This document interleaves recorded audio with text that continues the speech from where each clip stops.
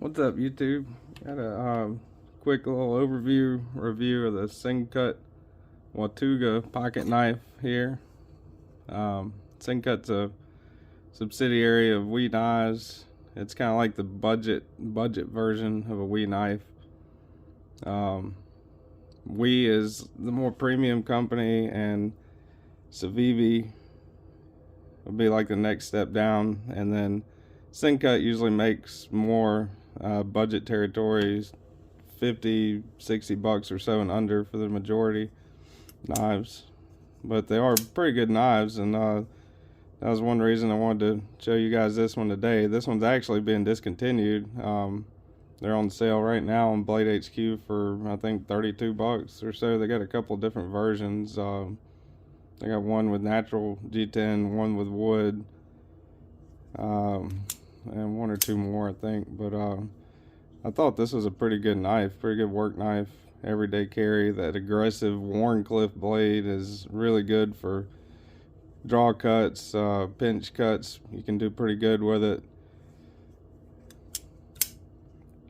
Good little slicer. D2 steel, nothing to write home about. Not like the best steel on the market by any means, but for 33 bucks, you know, I mean, this to me is a pretty good knife, especially right now, which you would have to try to get them before they discontinue.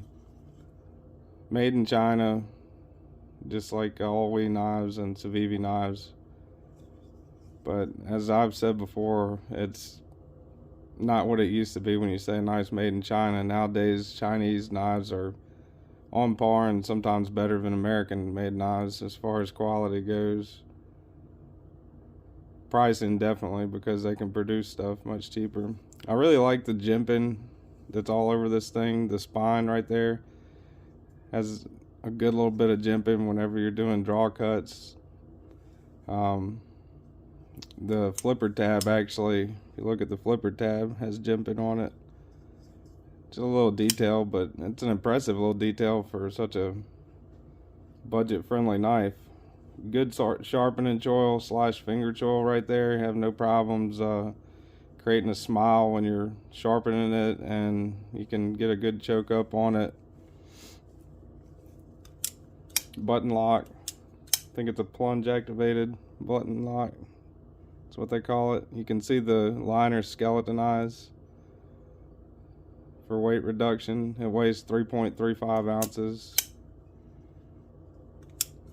Do a quick measurement on the blade.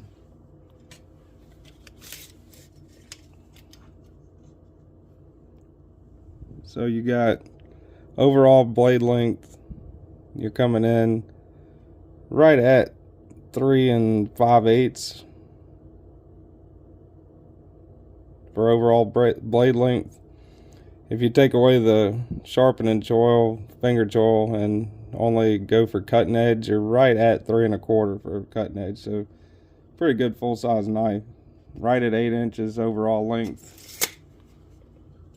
Do some size comparisons. That's Paramilitary 2, Spyderco Parrot 3.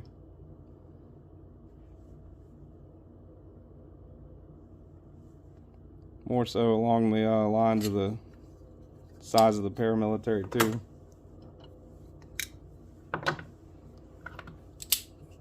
Demco 80-20.5. Hogue, Deca, and Magna Cut. It's larger than both of those. Definitely larger in the handle and the blade than the Hogue Deca. Right about the same size as far as the handle with the 80-20.5, but definitely you're getting more blade there on that one. Do a hardware check. This is, if I can get the focus, T6 screws. Let's see. Oh, we'll go up to T8.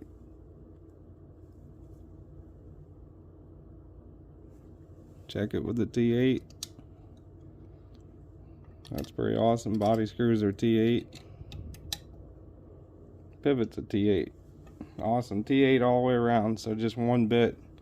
You only need one bit whenever you're doing anything as far as adjusting this knife or cleaning it or taking it apart. That's really good. Steel type, I think I said already, D2. It's a budget steel, but again, it's in my opinion better than AUS 8 or 7CR or something like that. It's not a bad budget steel.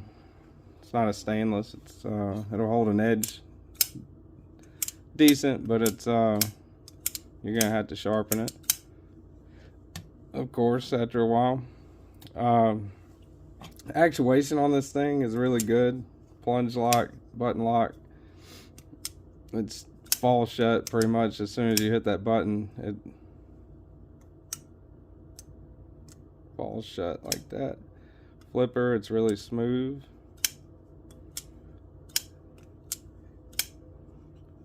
Contouring on the G10 is really nice. Fits the hand really good. Deep carry Civivi pocket clip, which I hate Civivi clips because they snag on all kinds of stuff whenever you're walking past, but it'll do. It's not the worst pocket clip in the world, but for 32 bucks, not too bad. Great blade shape, great slicer. Got the little fuller on it. You can actually open it without the flipper tab or the button. You can reverse flick it from the fuller like that. This thing's been reliable every time I've carried it. I've had it for a few months now. I've carried it more or less just to kind of revisit it before I do a video on it, but I saw they were discontinuing it, so thought it wouldn't be a bad idea to go ahead and put this out there if somebody wants to get their hands on one before they're gone. Fuller is really handy for reverse flick, opening like that. It's a good little fidgety knife. Go ahead and do a spine whack test. That seems to be the thing nowadays with a lot of knives that are coming out, is they're failing spine whack tests. It's a hunk of wood right there.